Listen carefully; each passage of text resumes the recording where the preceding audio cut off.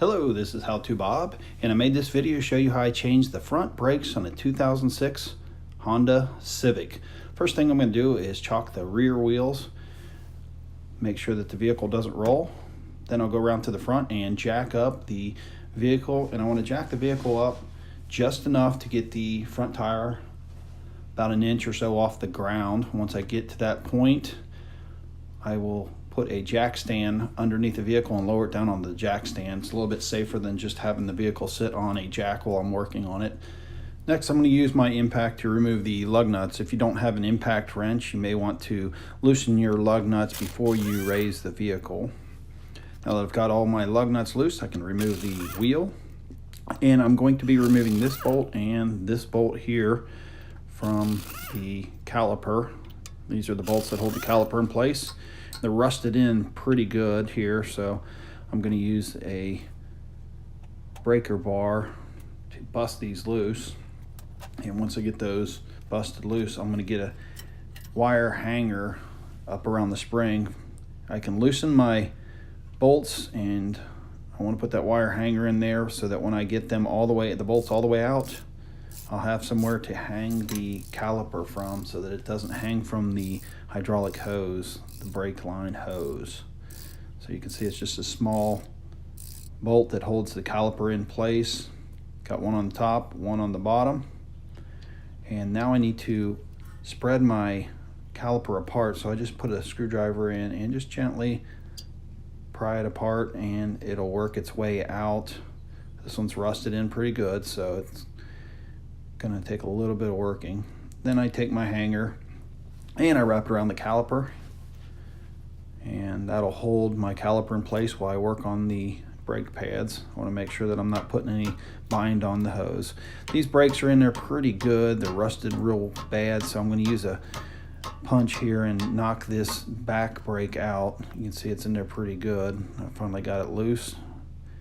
And the front one, I can use a screwdriver and kind of work it out from the rotor. I can pry on it a little bit. I want to make sure not to damage my rotor at all, so I can't pry a whole lot, but I do want to get that out of there, and it's rusted in pretty good. It should just slide right out. Once it comes loose, it just falls right out.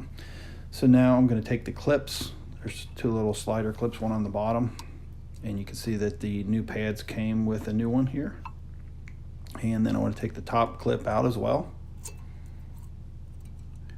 And since this has so much rust, I'm going to use a wire wheel on the channels here, the slides, just to get everything cleaned up. It makes assembly a whole lot easier when I go to put it back in. You can use some brake cleaning fluid or a hand wire brush, but I'm going to clean out all four of the channels here. Make sure that I get all the old rust out of the way.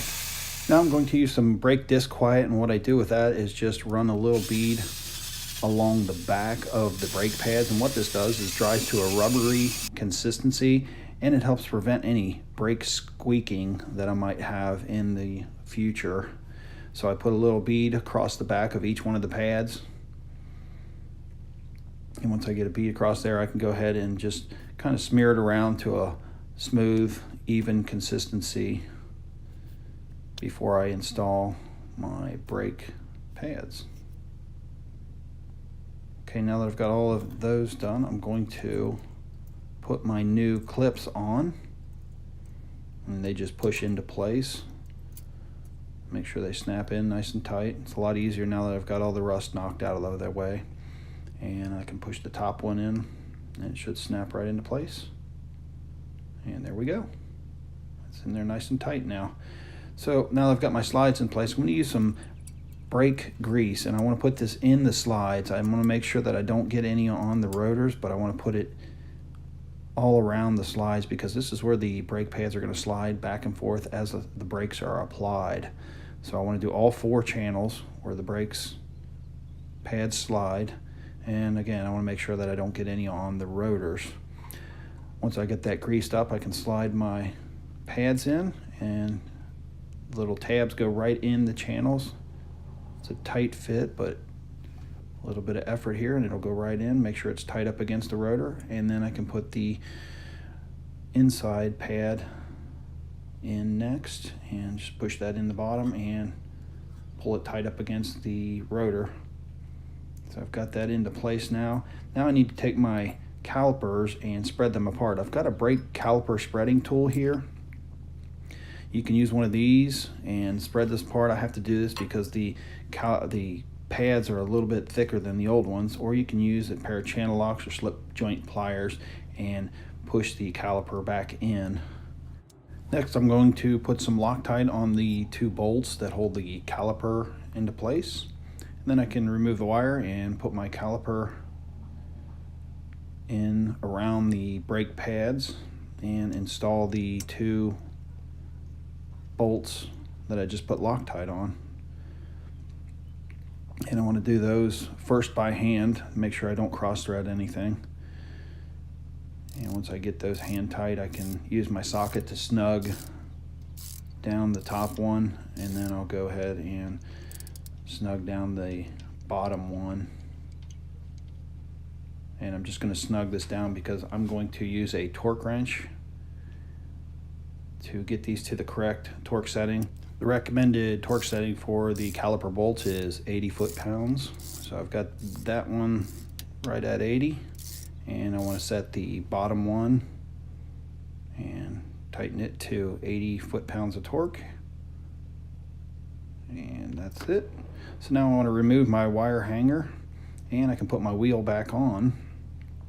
Get the lug nuts on, and I want to put those on by hand first, again, to make sure that I don't cross thread any of the lug nuts.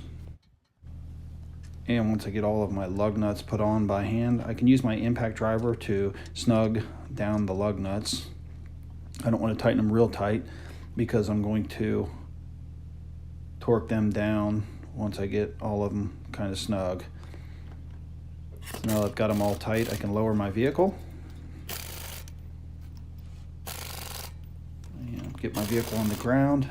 I will use my torque wrench here, and it's set to 80 foot-pounds of torque still, and that is the recommended torque setting for these lug nuts. And I'll just go around in a all the way around each lug nut and tighten, make sure they're all tight to 80 foot-pounds of torque. And then the last and most important thing is, once I'm all done, I want to go into the car, start it up, and pump the brakes, make sure all the fluid gets to the front brakes. So that's how you change the front brake pads in a 2006 Honda Civic. I'm How To Bob. Thanks for watching.